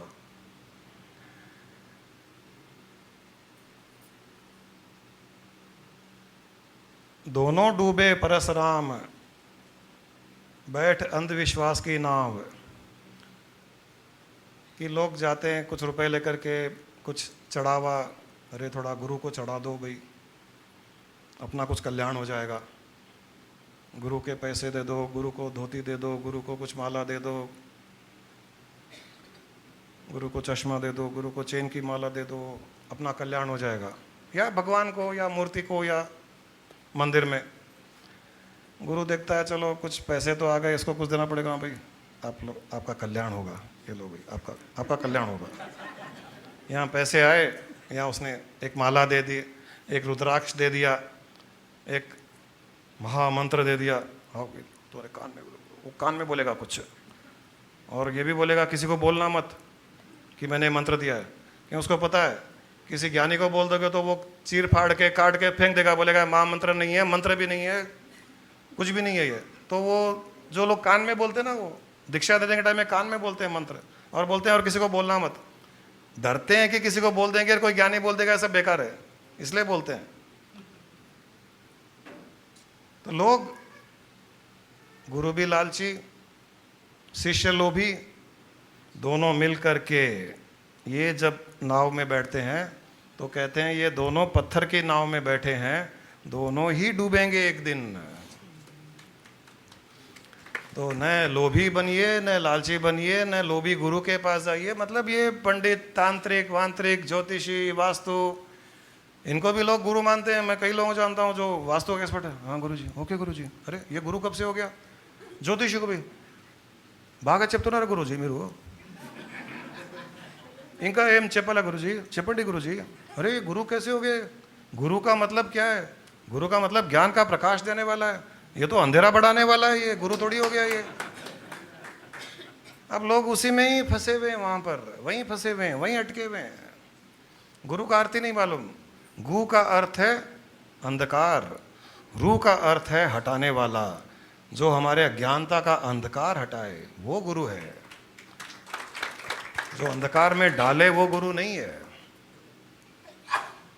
और जितना आप ज्ञान के करीब जाओगे, जितना ज्ञान के नज़दीक जाओगे, उतना ही आप अंधकार से दूर होंगे, अज्ञानता से दूर होंगे, इग्नोरेंस से दूर होंगे. You were talking of ignorance. एक कहीं रात के टाइम में, क्या है, रात को सोया नहीं क्या? इतना उबासी बड़ा.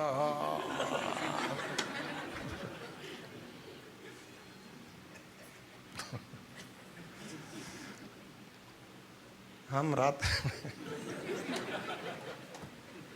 ये हमारा जोकर है. नमस्ते गुरुजी. अगर आप बोलते हो कि कॉन्शियसनेस में जाना अगर इतना इजी होता है जितना आप बोलते हो, तो फिर जब भी हम सोते हैं तभी हमारा क्यों नहीं हो जाता है? तभी कोई डिस्ट्रैक्शंस नहीं होते हैं, हम लोग किसी का नहीं सोचते, तभी पूरा माइंड ब्लैंक होता है, तो फिर तभी हम लोग फ्री क्यों नहीं हो जाते? हम लोग फ्री हैं, उस टाइम में भी फ्री हैं, जगे हुए हैं तभी भी फ्री हैं. हमारी फ्रीडम को कोई छीन ही नहीं सकता है, बिकॉज वो एटर्नली फ्री है. जो हम कॉन्शियसनेस की बात कर रहे हैं वो एटर्नली फ्री है. वो जो आप रात को सोने की बात कर रहे हो, कॉन्शियसनेस नहीं सोता है. इसके लिए हम कहते हैं ना, हमको लोग कहते हैं कि गुरुजी आप कितने घंटे सोते हो? अरे मैं तो सोता ही नहीं हूँ. बोले नहीं, सोते तो होंगे. नहीं, मैं तो नहीं सोता. थोड़ी देर भी नहीं सोते हैं. नहीं, मैं तो सोता ही नहीं हूँ. और कई लोगों ने मुझे देखा है कि मस्त खर्राटे मारकर सो रहा हूँ. अरे गुरुजी मैंने सुना है खर्राटे आपके. अरे वो तो मेरा शरीर सो रहा था, और जब शरीर सो गया तो मन भी सो गया था. मैं नहीं सोया था. As consciousness, consciousness means that कि मैं नहीं सोया था. Consciousness doesn't sleep. If you think that you are consciousness, then you are not the mind, you are not the physical body, you are not the senses. They are sleeping, they are awakening, they are performing whatever they need to perform as per their subjects.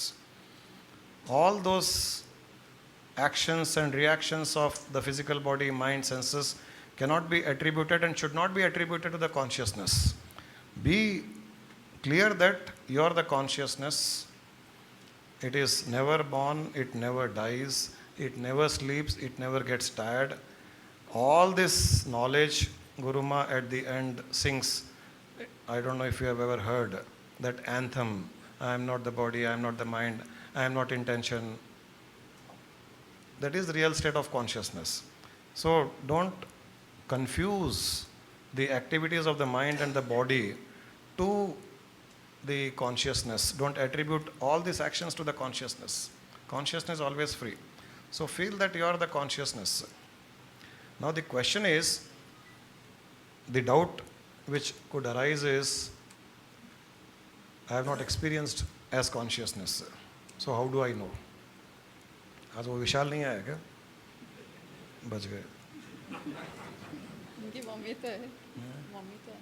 हाँ, mummy तो सीधी सादी है बेचारी. So people say that I have not experienced the consciousness. That experiencing of consciousness comes when you firmly believe that you are consciousness, not the mind, not the physical body, but your consciousness. If you believe this firmly and always feel yourself to be that consciousness entity which is conscious, very soon you will also feel yourself to be an entity separate from the physical and the mental bodies. That feeling also will come. I am further continuing this question. If we are already liberated, if we as a consciousness, if we are already liberated, then why do we say that who is getting awakened, or to whom we want to awaken? Mind. We are not awakening the consciousness because consciousness is eternally awake. Only the mind is playing with you, mind is fooling you. Satsang is only to make you realize that mind is playing with you, mind is fooling you, and you are not the mind. You are getting fooled by a third entity which is not connected to you. But you are identifying yourself with that entity. That is our problem. So here I am only trying to separate your true entity with that entity which is fooling you. Don't get fooled. As I told him, don't get fooled by the mind. Mind is trying to fool you, mind is trying to create ignorance, mind is trying to delude you. It is making a lot of noise. It is up to you to realize that I am not the mind. Mind is another entity separate from my pure consciousness entity. Let it do whatever it wants to do. I don't care whether it is in bondage, it is liberated, it is enlightened, not enlightened, it is doing, papa, punya, good deeds, bad deeds. I am not bothered because I am not the mind. That's all. You are liberated. And the moment this realization comes, or the moment this feeling comes, that you are an entity which is other than the mind, mind will stop fooling you. Mind will stop deluding you. It was fooling you, deluding you till you were providing the power, energy to the mind. That I am with you, don't bother, I am with you. The moment you say, I am not with you. I am separate, you are separate. तुम अलग, मैं अलग. खत्म. उसका power ही खत्म हो गया. Remove the battery from the cell phone. What can cell phone do? It cannot call anybody, it cannot work on WhatsApp, no internet, nothing. Remove the battery, nothing. Do nothing else. Simplest possible. Can cell phone work without battery? This consciousness is the battery. Presently, it is attached to the mind, and we are charging the mind. 24/7 we are charging this mind. So it has become powerful. Either you, by sadhana, there are spiritual practices, control the mind, meditate, reduce your activities, withdraw your senses from all the worldly objects. Do that. Then slowly the power of the mind will reduce, or remove the battery and throw away. Now do whatever you want to do. Finished. In one shot, you can make it powerless. That entity which is the most powerful entity could be made a powerless entity in one single shot. Separation. You do whatever you want to do. I am not supporting you anymore because I have realized I am not that entity. That's all. Thank you. Thank you. Next question, please. यहाँ पर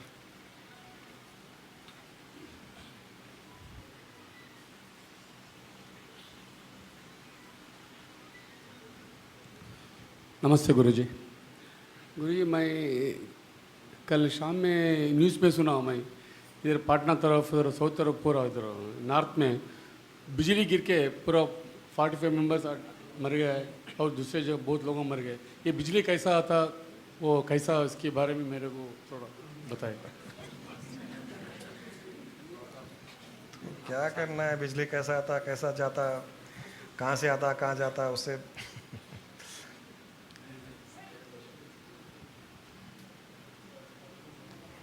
some matter in the space, when it rubs each other, that fire gets created. I think it gets charged, isn't it? The negative and positive energies, those particles, I think fine particles, they rub each, I mean in crude, Guruma made कुछ in crude language probably to explain. दो पत्थर को मारते हैं ना जी, क्या होता है? तो वहाँ भी पत्थर ही मार रहा है वो ऊपर। नहीं, हम फ्लाइट में कभी गए तो कुछ भी नहीं दिखता, नीचे रहता, वो क्या बोलते, क्लाउड्स पूरा नीचे रहता, अपन तो और ऊपर जाते रहते, मगर वो कैसा उधर नीचे वो उसमें पार्टिकल्स है ना, क्लाउड में पार्टिकल्स रहता है, डस्ट पार्टिकल्स रहता है। तो क्या कि तंदर बोल के गिरता बोलते हैं कुछ। तुमको कुछ नहीं होगा यार, तुम तुमको कुछ नहीं होने वाला है। नहीं उसके डरते नहीं, कभी जाने का कैसा है वैसे जाने का, मगर वो पिक्चर नहीं मालूम, छोटे छोटे बच्चे लोग मर जा रहे, कुछ फैमिली चले गए, ऐसा होता। अब उनका अपना अपना, अनफॉर्चुनेटली ऐसा हुआ है किसी के साथ में, हम कुछ नहीं कर सकते हैं, आपके साथ नहीं होगा। मैं भी ये थोड़ा बहुत वो स्कूल में पढ़े सो याद नहीं है। मेरे लड़के को 10th क्लास में उसको पढ़ना नहीं था, मैं उसको सुबह उठ के पढ़ाता था, तो सब मालूम पड़ा। तो 10th क्लास की बुक लेके थोड़ा पढ़ लो, मालूम पड़ जाएगा। चलिए आज के सेशन को यहीं समाप्त करते हैं, 8 बज गए। ऐसे ही सब लोग हर सेशन में मैं चाहता हूं कि थोड़े क्वेश्चन आंसर्स ज़्यादा हो, क्योंकि मैं प्रवचन देने के हिसाब से, डिस्कोर्स के हिसाब से मैं कुछ भी एक सब्जेक्ट लेकर के बोलूँगा, अच्छा होगा, ऐसे भी बात करेंगे कई बार, बट क्वेश्चन आंसर्स में भी आपको अल्टीमेट ज्ञान मिल सकता है, क्लैरिफिकेशन हो सकता है। एक क्वेश्चन पूछता है 10 लोगों के माइंड के क्वेश्चंस सॉल्व होते हैं उससे। तो थोड़े क्वेश्चंस पूछने का प्रैक्टिस कीजिए, परंतु खाली पूछने के लिए, आर्ग्यूमेंट के लिए नहीं, कुछ समझने के लिए, इवॉल्व होने के लिए। प्रणाम गुरुजी। गुरुजी, जो अपन भगवान के सामने भगवान का मंत्र की साधना करते हैं और जो अपन ऐसे ही चलते फिरते करते हैं, तो उसका ज़्यादा महत्व है या वो उसका कुछ महत्व नहीं है, या कैसे? चलते फिरते करते, हर कुछ करते हुए करोगे तो ज़्यादा महत्व है उसका। हाँ, क्योंकि भगवान तो सर्वव्यापक है, हाँ, वो हर स्थान में है, और हमने ही उसको छोटा छोटा छोटा छोटा कर करके एक फ़ोटो फ्रेम में डाल करके बिठा दिया कि तुम बैठे रहो इधर, मैं सारी दुनिया घूमूंगी, तुम यहीं बैठे रहो।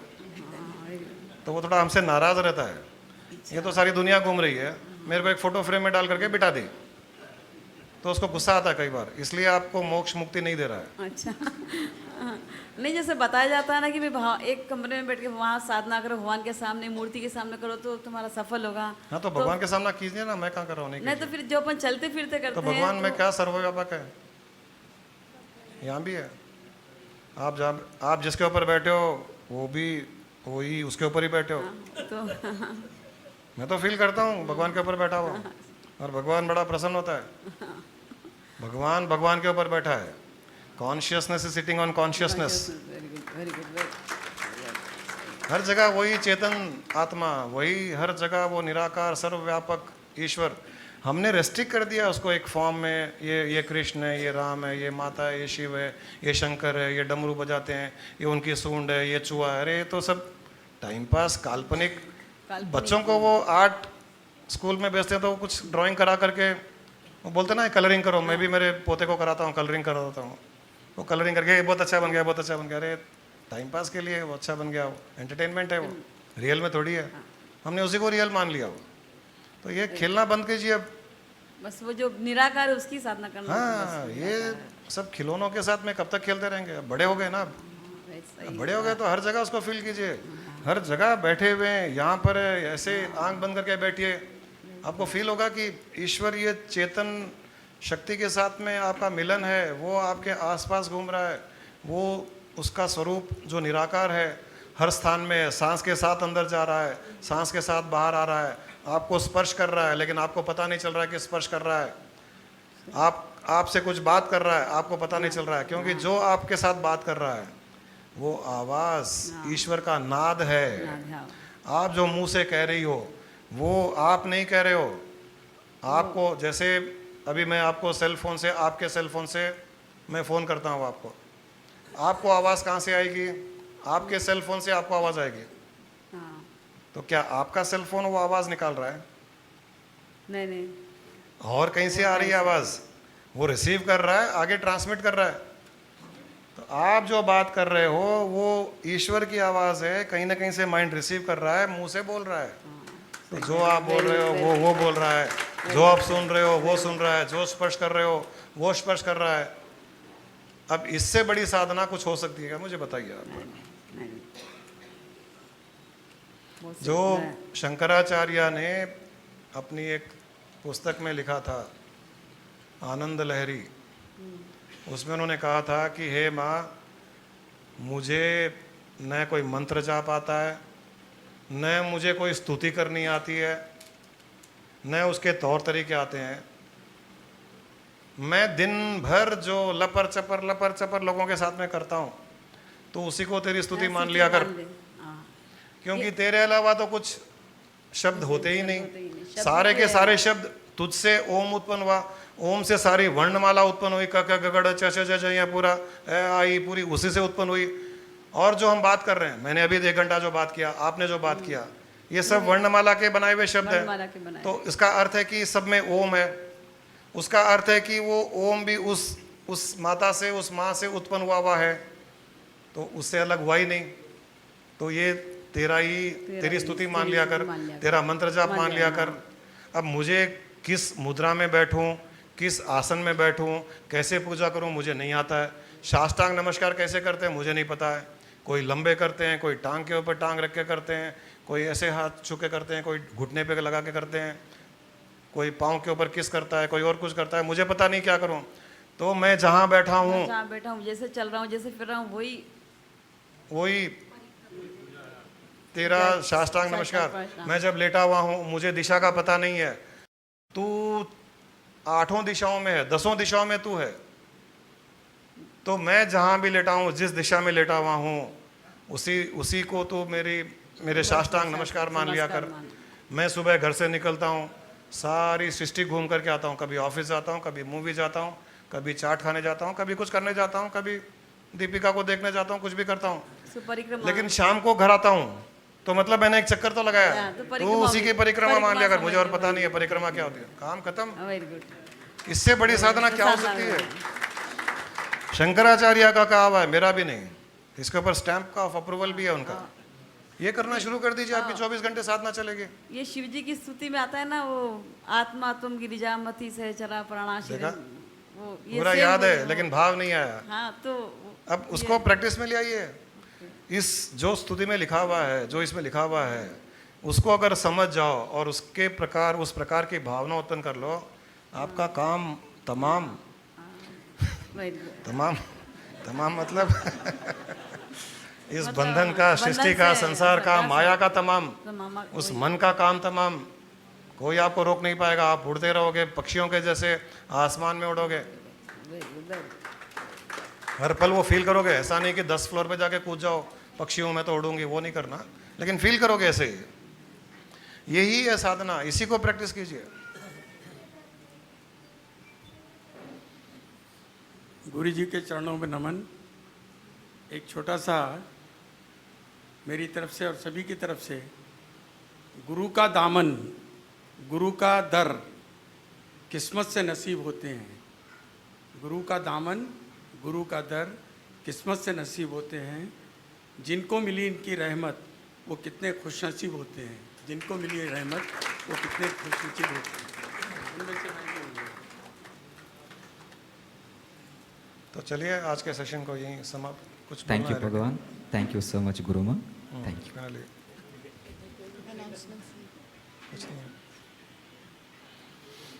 इस आप बोल करके एंथम के बारे में। I am neither the body nor the senses. I am not the mind nor the wisdom. Pure consciousness I am. I am the formless Chidananda Rupo. Shivoham, Shivoham, Chidananda Rupo. Shivoham, Shivoham. I am not in bondage nor seeking liberation. I am not in tension nor in the stress. Pure consciousness I am. I am the formless Chidananda Rupo. Shivoham, Shivoham, Chidananda Rupo. Shivoham, Shivoham. I am the creator. I am the creation. My creation is for my recreation, pure consciousness I am the formless Chidananda Rupo Shivoham Shivoham Chidananda Rupo Shivoham Shivoham Chidananda Rupo Shivoham